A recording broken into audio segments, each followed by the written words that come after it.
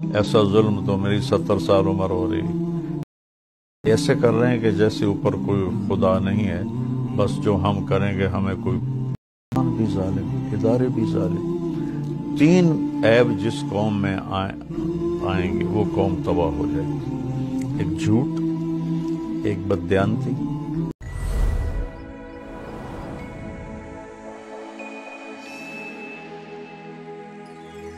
ناظرین، 9 مئی کو جب کور کمانڈر ہاؤس لاہور کو جلایا گیا تھا، اس کے بعد پی ٹی آئی پر پاکستان کی تاریخ کا بدترین کریک ڈاؤن شروع ہے۔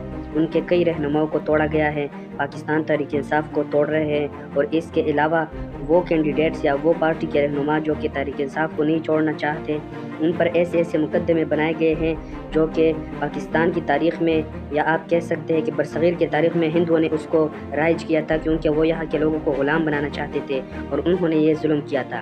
ناظرین، جب پاکستان آزاد ہوا، ہمارے ساتھ انڈیا بھی آزاد ہوا، تو انڈیا میں وہ مقدمات ختم کر دیے گئے تھے۔ وہاں کے سپریم کورٹ نے آرڈر جاری کیا تھا کہ یہ جو مقدمے ہیں یہ انگریزوں کے بنائے ہوئے ہیں، اور یہ ایسے مقدمے ہیں کہ جس سے آپ عوام کو غلام بنانا چاہتے ہیں۔ آپ کا مقصد صرف ان کو غلام رکھنا ہوتا ہے اور حق بات سے محروم کرنا ہوتا ہے۔ تو انڈیا نے وہ مقدمات ختم کیے ہیں، لیکن پاکستان میں اب بھی جاری ہے، اور ان کی تازہ مثال پاکستان تحریک انصاف کے رہنما ہے، ان پر یہ مقدمے درج کیے جاتے ہیں۔ اس کے علاوہ ان کے جو خاندان والے ہوتے ہیں، ان کے بیوی بچے، ان کو بھی اٹھا کر تانوں اور کچہریوں میں بند کر دیتے ہیں۔ ناظرین، شہریار افریدی اس کے علاوہ کئی اور رہنما تھے جن کے عورتوں کو بھی کورٹ میں گھسیٹا گیا۔ اس کے علاوہ اس ظلم پر مولانا طارق جمیل صاحب نے ایک تبصرہ کیا ہے۔ انہوں نے کہا ہے کہ اتنا ظلم ہم نے کبھی تاریخ میں بھی نہیں دیکھا تھا جو آج کل یہ لوگ کر رہے ہیں۔ ان کا کہنا تھا کہ ان لوگوں کو خدا کا خوف بھی نہیں ہے کہ ہم نے اللہ تعالیٰ کو جواب دینا ہے۔ ایسا ظلم تو میری 70 سال عمر ہو رہی، ایسا ظلم میں نے تو آج تک نہیں دیکھا جو آج کل ہو رہا ہے اور جس طرح ہو رہا ہے۔ یہ ایسے کر رہے ہیں کہ جیسے اوپر کوئی خدا نہیں ہے، بس جو ہم کریں گے ہمیں کوئی پکڑنے والا نہیں۔ پکڑنے والا بڑا طاقتور ہے۔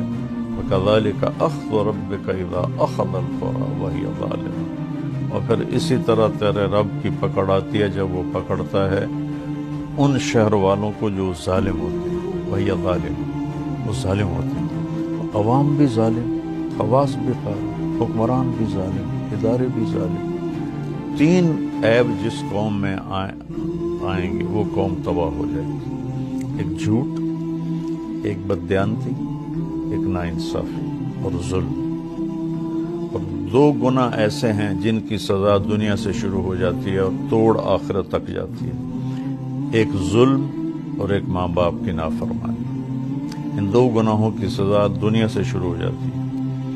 کبھی اللہ، میں نے پہلے بتایا، کسی کو اللہ چھوڑ دے تو اس کا مطلب یہ نہیں کہ اللہ اس سے غافل، وہ پھر بلکہ آگے مزید اس کے عذاب سخت ہو جائیں گے جب اس کو یہاں پکڑ نہیں آئے گی۔ اور جس قوم میں سچائی ہو، دیانتداری ہو اور انصاف ہو، اس قوم پہ زوال نہیں آ سکتا، چاہے اللہ کا انکار کرو، ایتھیسٹ ہو جائیں، اللہ کے منکر ہو جائیں اور اللہ کو بھی برا بھلا کہیں، لیکن اگر ان میں انصاف ہے، دیانتداری ہے اور سچائی ہے تو اللہ انہیں زوال سے دوچار نہیں کرے گا، آگے نمٹے گا جب وہ آئیں گے، لیکن دنیا میں ان کو عزت دے۔ تو ناظرین، یہ تھے مولانا طارق جمیل صاحب، انہوں نے پی ٹی آئی پر ہونے والے ظلم کے خلاف بات کی۔ اب آپ ہمیں بتائیں کہ کیا تحریک انصاف یا کوئی بھی ہو، اس طرح کے ظلم سے ان کو توڑا جا سکتا ہے، ان کی طاقت ختم ہو سکتی ہے یا نہیں؟ آپ ہمیں اپنے رائے سے ضرور آگاہ کیجیے۔